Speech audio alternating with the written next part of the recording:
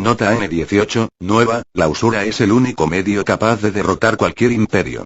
Al igual que en otras civilizaciones de la antigüedad, los primeros bancos de Roma empezaron en templos consagrados a los antiguos dioses. Muchos templos tenían en sus cimientos el dinero y los tesoros de los romanos, y estuvieron implicados en actividades bancarias, como por ejemplo los préstamos. Como siempre estaban ocupados por trabajadores devotos y por sacerdotes, y patrullados de forma regular por soldados, los romanos ricos los consideraban sitios seguros para depositar el dinero. Por motivos prácticos y de seguridad, el dinero normalmente se depositaba en varios templos distintos, porque alguno podía incendiarse o ser saqueado. Los sacerdotes mantenían registros de los depósitos y los préstamos.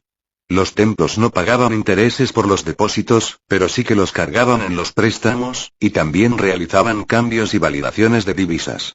A lo largo y ancho de los territorios romanos había miles de templos que eran también repositorios, si bien durante el imperio los depósitos públicos comenzaron gradualmente a guardarse en repositorios privados.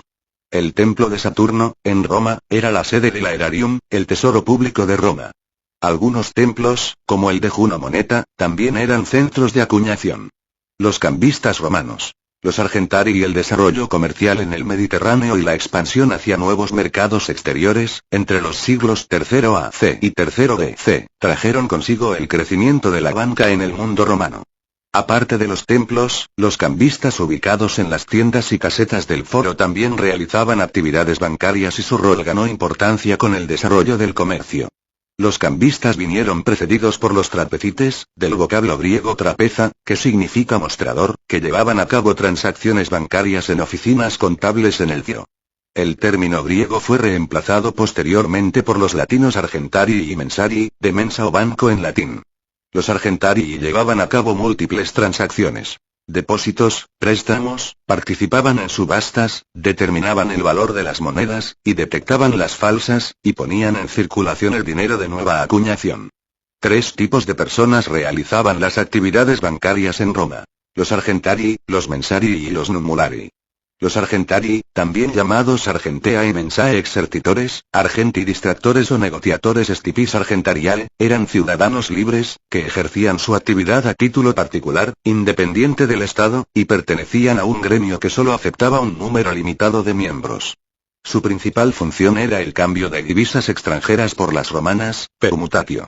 Tenían oficinas en el foro, propiedad del Estado y construidas por los censores, y su función se expandió, con el tiempo, para incluir casi cualquier transacción monetaria. Depósitos, préstamos, participación en subastas, determinación del valor de las monedas, y detección de las falsas, y puesta en circulación de dinero de nueva acuñación. Su trabajo era muy similar al de los bancos actuales. Existían argentari de muchos tipos. Unos eran muy respetados, de clase alta, normalmente a cargo de los negocios a gran escala de la gente muy rica, mientras que otros eran despreciados, normalmente los que cobraban intereses muy altos y hacían negocios a pequeña escala. Se cobraba una pequeña comisión, collibus, en la permutatio o cambio de divisa. Los argentari también se ocupaban de las letras de cambio, ya comunes en Grecia. Recibían una suma de dinero, por ejemplo, que había que pagar en Atenas, y emitían una letra pagadera en Atenas por otro banquero de la ciudad griega. Tenían que conocer el valor exacto de una moneda extranjera en diferentes lugares y en momentos diferentes. Los argentari también guardaban el dinero depositado por otras personas, depositum, a veces grandes cantidades, y realizaban pago en nombre de terceras personas, igual que los bancos actuales. Los pagos se llevaban a cabo cuando el dueño del dinero daba instrucciones al argentarius, o cuando aquel utilizaba un cheque, prescriptio, para hacer un pago. Si dos personas implicadas en una transacción la hacían con el mismo argentarius, este registraba, escribere, en sus libros, llamados códices, o tabulae, raciones, la transferencia de dinero de una cuenta a la otra.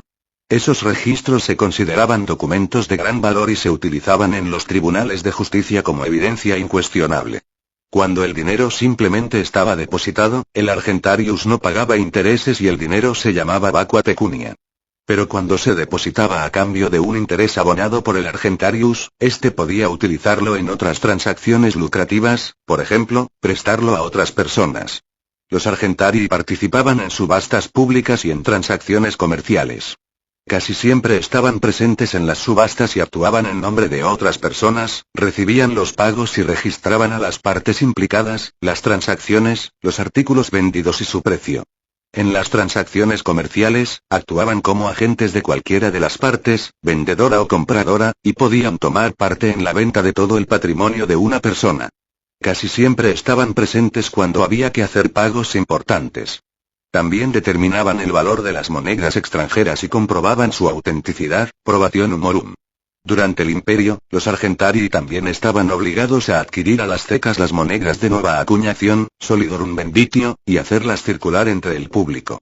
Los banqueros públicos de Roma, los mensarii y los mensarii, del término latino mensa o banco, eran banqueros públicos muy respetados, nombrados por el Estado en circunstancias especiales, normalmente en períodos de pobreza general, especialmente durante guerras, cuyo objetivo era ayudar a los plebeyos a superar las dificultades económicas y así evitar los conflictos sociales. Hay que tener en cuenta que, en la antigua Roma, los plebeyos que arrastraban deudas, nexum, podían exponerse a la esclavitud si no eran capaces de afrontar sus pagos. Los mensarii aparecieron por vez primera en el 352 AC. Se nombró a los quinqueviri mensarii, que formaban un comité de 5 personas, y se creó un banco público para afrontar el problema del endeudamiento de los ciudadanos. Aquellos que podían dar garantías eran cubiertos con recursos públicos por los quinqueviri mensarii. Los que no, transmitían sus propiedades a los acreedores después de una tasación fiable hecha por funcionarios públicos. Más adelante, en el 216 AC, se aprobó la Lex Minucia de Triumviris Mensariis, que establecía un comité de 3 personas, que operó de forma continua hasta el 210 AC. Su función era la misma, e incluso más amplia, que la de los quinqueviri mensarii. Algunas de las funciones de los mensarii coincidían con las de los argentarii, e incluso al principio se les confundía. Por ejemplo, los mensarii custodiaban depósitos, la paga de los soldados, y determinaban el valor y la autenticidad de las monedas. El papel de los mensarii se consideró positivo en general, porque permitió solucionar el problema del exceso de deuda en la economía romana. Los nombres de algunos mensarii, como Gaius Duilius, Publius Decius Mus, Marcus Papirius, Quintus Publius y Titus Emilius fueron ampliamente conocidos en el mundo romano. Los funcionarios de la ceca. Los numularii y los numularii eran funcionarios de la ceca cuya función principal era comprobar la calidad de las nuevas monedas. Mantenían un banco que ponía las nuevas monedas en circulación y retiraban las monedas viejas o las extranjeras a cambio de las nuevas. Igual que los argentarii y que los mensarii, comprobaban la autenticidad de las monedas, especialmente en transacciones de grandes sumas. Muchas de sus funciones coincidían con las de los argentarii. Cambiaban divisas por cuenta propia, custodiaban depósitos, prestaban dinero, hacían pagos en nombre de sus clientes, ejecutaban ventas especialmente subastas de propiedades según la voluntad de la persona fallecida, ejecutaban pagos en lugares del extranjero a través de banqueros locales, y mantenían libros de registro, códex, que podían utilizarse como pruebas en los tribunales. Conclusión del autor. Aparte de tratarse de lugares de culto, muchos templos al principio fueron repositorios en los que se depositaba el dinero y en los que se llevaba a cabo la mayoría de transacciones bancarias. Los cambistas romanos, los argentarii, pasaron a desempeñar un papel más importante en las actividades bancarias al crecer el comercio en el mundo romano. Su función era muy similar a la de los banqueros de hoy en día, ya que estaban implicados en una amplia variedad de operaciones bancarias. Los mensarii eran banqueros públicos, nombrados por el Estado en épocas de pobreza general, con el objetivo de solucionar el problema del endeudamiento de los ciudadanos.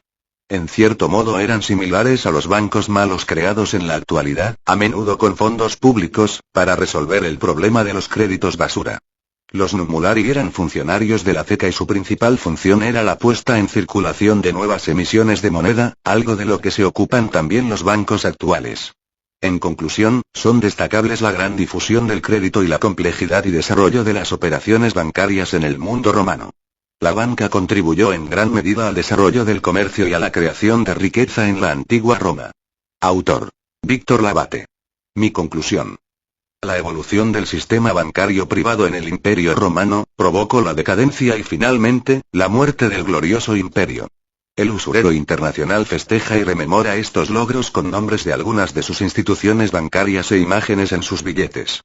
Por poner dos ejemplos está la pirámide en el billete de $1 que evidencia la conquista y destrucción del imperio egipcio y el nombre completo del BBVA, el Banco Bilbao Vizcaya Argentaria, que evidentemente hace referencia al imperio romano y a la vez al español ya que el BBVA fue fundado en Bilbao, España. Por eso cuando leo Nuevo Orden Mundial me entran ganas de repartir sopapos. Desde que el interés del dinero fue aceptado, el usurero internacional inició el proceso de acaparamiento de riqueza y sometimiento de todas las economías del mundo. Una vez logrado esto ha procedido a destruir la cultura de las naciones y su posterior balcanización territorial para evitar cualquier posibilidad de resurgimiento. Esta es la verdadera razón de la desaparición de todos los antiguos imperios. La prueba de que no todo está perdido nos la brindó el suceso del último gran golpe contra el usurero internacional en Alemania a principios del siglo XX. El talón de Aquiles de todo este sistema que ha conquistado al mundo, es que los ciudadanos del mundo entiendan el poder de destrucción del interés bancario. Gottfried Feder te saluda. Gracias por tu atención.